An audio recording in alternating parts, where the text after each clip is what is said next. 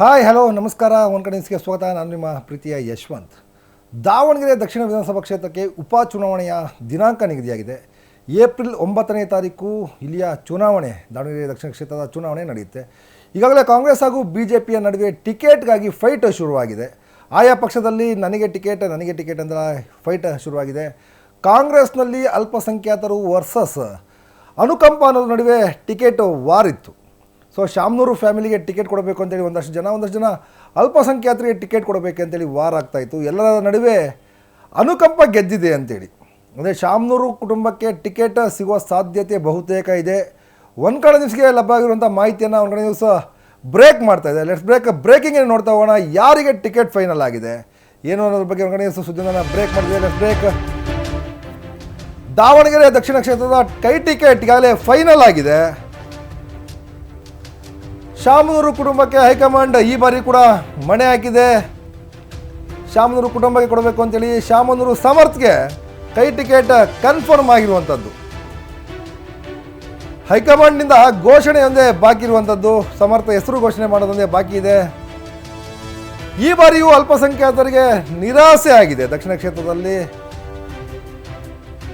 SS ಕುಟುಂಬದ 3ನೇ ತಲೆಮಾರು ಚುನಾವಣಾ ಅಖಾಡಕ್ಕೆ ಧುಮುಕ್ತಾ ಇರುವಂಥದ್ದು. ಶಾಮನೂರು ಶಿವಶಂಕರಪ್ಪ ನಂತರ ಮಲ್ಲಿಕಾರ್ಜುನ್, ಈಗ ಸಮರ್ಥ. ತಾತರ ಕ್ಷೇತ್ರಕ್ಕೆ ಮೊಮ್ಮಗ ಈಗ ಅಧಿಕೃತ ಅಭ್ಯರ್ಥಿಯಾಗಿ ಘೋಷಣೆ ಆಗೋದೊಂದೇ ಬಾಕಿ ಇರುವಂಥದ್ದು.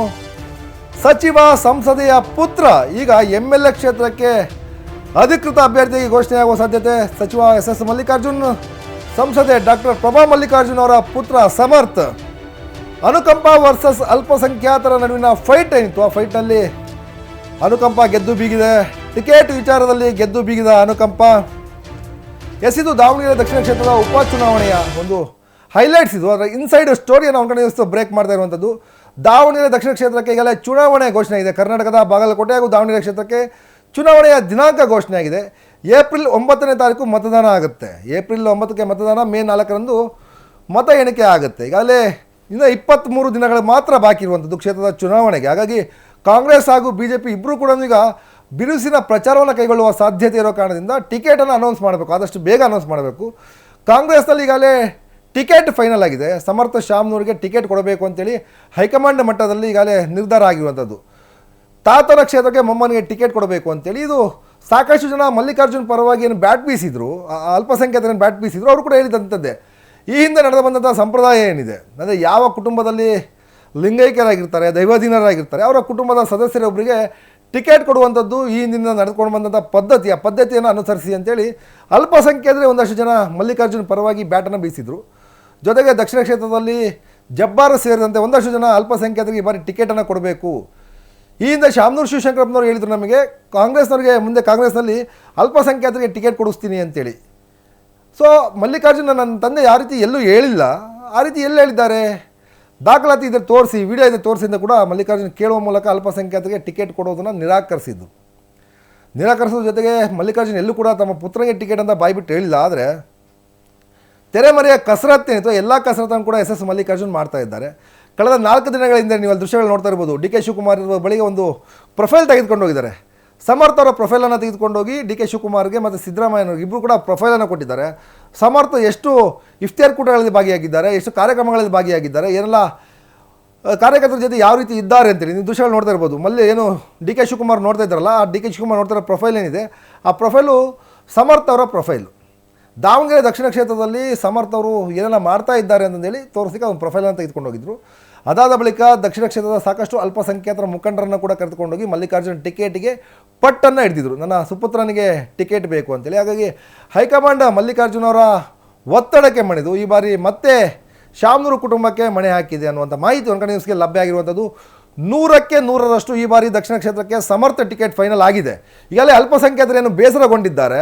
ಇವತ್ತು ಜಬ್ಬಾರ್ ಕೂಡ ದೆಹಲಿಗೆ ಹೋಗಿದ್ದಾರೆ ಅಂತ ಮಾಹಿತಿ.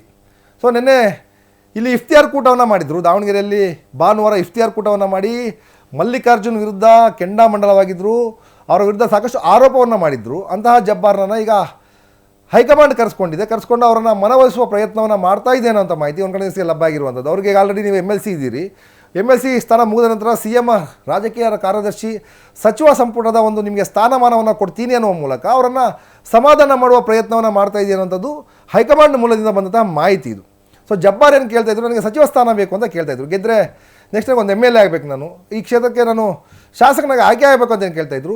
ಒಂದು ವೇಳೆ MLC ಸ್ಥಾನ ಮುಗಿದ ನಂತರ ಅಥವಾ ನಿಮಗೆ ಬೇರೆ ಅವಧಿಯಲ್ಲಿ ನಿಮಗೆ ರಾಜಕೀಯ ಕಾರ್ಯದರ್ಶಿಯ ಸ್ಥಾನವನ್ನು, ಸಚಿವ ಸಂಪುಟ ಸ್ಥಾನಮಾನವನ್ನು ಕೊಡ್ತೀನಿ ಅಂತ ಹೇಳುವ ಮೂಲಕ ಹೈಕಮಾಂಡ್ ಅವರನ್ನು ಸಮಾಧಾನ ಮಾಡುವಂಥ ಕೆಲಸವನ್ನು ಮಾಡ್ತಾಯಿದೆ.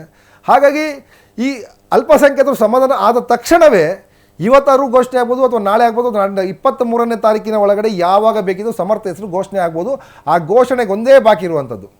ಏಕಾಏಕಿ ಘೋಷಣೆ ಮಾಡಿದ್ರೆ ಅಲ್ಪಸಂಖ್ಯಾತರು ಮತ್ತೆ ಭುಗಿಲೆಳ್ತಾ ಇರ್ತಾರೆ. ಸೊ ಅಲ್ಲಿ ಸಾಕಷ್ಟು ಸಮಸ್ಯೆ ಆಗುತ್ತೆ, ಪಕ್ಷಕ್ಕೆ ಡ್ಯಾಮೇಜ್ ಆಗುತ್ತೆ ಅನ್ನೋ ಕಾರಣಕ್ಕೋಸ್ಕರ ಅಲ್ಪಸಂಖ್ಯಾತರನ್ನು ಸಮಾಧಾನ ಪಡಿಸಲಿಕ್ಕೆ ರಾಜ್ಯದ ನಾಯಕರು ಹಾಗೂ ಹೈಕಮಾಂಡ್ ಇಬ್ಬರು ಕೂಡ ಕಸರತ್ತನ್ನು ಮಾಡ್ತಾ ಇದ್ದಾರೆ. ಜೊತೆಗೆ ಕಸರತ್ತು ಮುಗಿದು ಇವರೇನಾದರೂ ಹೈಕಮಾಂಡ್ನ ಡಿಮ್ಯಾಂಡಿಗೆ ಒಪ್ಕೊಂಡಿದ್ದೆ ಆದರೆ, ಜಬ್ಬಾರ್ ಅನ್ನೋ ಟೀಮ್ ಏನಿದೆ ಹೈಕಮಾಂಡ್ನ ಡಿಮ್ಯಾಂಡಿಗೆ ಒಪ್ಕೊಂಡಿದ್ದೆ ಆದರೆ ಇನ್ನು ಅತಿ ಶೀಘ್ರದಲ್ಲಿ ಇವತ್ತು ಅಥವಾ ನಾಳೆ ಅಥವಾ ಇನ್ನೊಂದು 2-3 ದಿನಗಳ ಒಳಗಡೆಗೆ ಸಮರ್ಥ ಹೆಸರು ಘೋಷಣೆ ಆಗುವಂಥ ಸಾಧ್ಯತೆ ಬಹುತೇಕ ಇರುವಂಥದ್ದು. 100ಕ್ಕೆ 100ರಷ್ಟು ದಕ್ಷಿಣ ಕ್ಷೇತ್ರಕ್ಕೆ ಸಮರ್ಥ ಅಭ್ಯರ್ಥಿಯಾಗಿ ಕಣಕ್ಕೆ ಇಡುವಂಥದ್ದು ಶತಸಿದ್ಧವಾಗಿದೆ.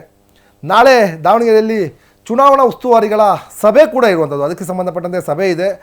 ನಾಳೆ ನಡೆಯುವಂಥ ಸಭೆಯಲ್ಲಿ ಮಂಜುನಾಥ್ ಭಂಡಾರಿ, ಲಕ್ಷ್ಮೀ ಹೆಬ್ಬಾಳ್ಕರ್ ಸೇರಿದಂತೆ ಸಾಕಷ್ಟು ಜನ ನಾಯಕರು ದಾವಣಗೆರೆಗೆ ಬರ್ತಾರೆ. ದಾವಣಗೆರೆಗೆ ಬಂದ ಸಂದರ್ಭದಲ್ಲಿ SS ಮಲ್ಲಿಕಾರ್ಜುನ್ ಕೂಡ ಅದಕ್ಕೆ ಉಸ್ತುವಾರಿಯಾಗಿದ್ದಾರೆ. ಉಸ್ತುವಾರಿ ಸಚಿವರ ಕಾರಣದಿಂದ ಚುನಾವಣೆ ಉಸ್ತುವಾರಿ ಕೂಡ SS ಮಲ್ಲಿಕಾರ್ಜುನರ ಹೆಗಲ ಮೇಲಿದೆ.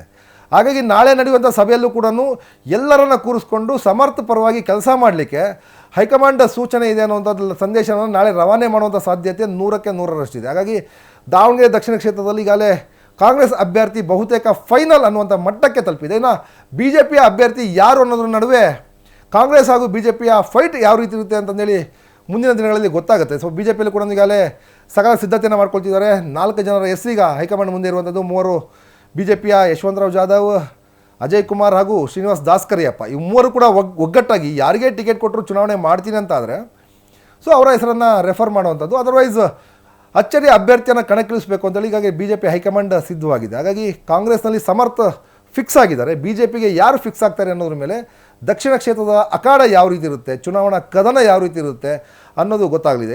ಇದು ಕಾಂಗ್ರೆಸ್ ಟಿಕೆಟ್ಗೆ ಸಂಬಂಧಪಟ್ಟ ಸ್ಟೋರಿಯನ್ನು ಒಂದು ಕಡೆ ಬ್ರೇಕ್ ಮಾಡಿದೆ. ಮತ್ತು ಮುಂದಿನ ಎಪಿಸೋಡ್ನಲ್ಲಿ ನಾನು ಯಾರೆಲ್ಲ BJP ಆಕಾಂಕ್ಷಿಗಳಿದ್ದಾರೆ, ಕಾಂಗ್ರೆಸ್ನ ಡೆವಲಪ್ಮೆಂಟ್ ಏನಾಗ್ತಿದೆ, ಜಬ್ಬಾರ್ ಅವರಿಗೆ ಹೈಕಮಾಂಡ್ ಕೊಟ್ಟಂತಹ ಸಂದೇಶ ಏನು, ಆ ರಾಜಿ ಸೂತ್ರಗಳೇನು ಎಲ್ಲವನ್ನೂ ಕೂಡ ತಿಳಿಸ್ತಾ ಹೋಗ್ತೀವಿ. ಎಲ್ಲರಿಗೂ ನೋಡ್ತೀವಿ ಒನ್ ಕನ್ನಡ ನ್ಯೂಸ್.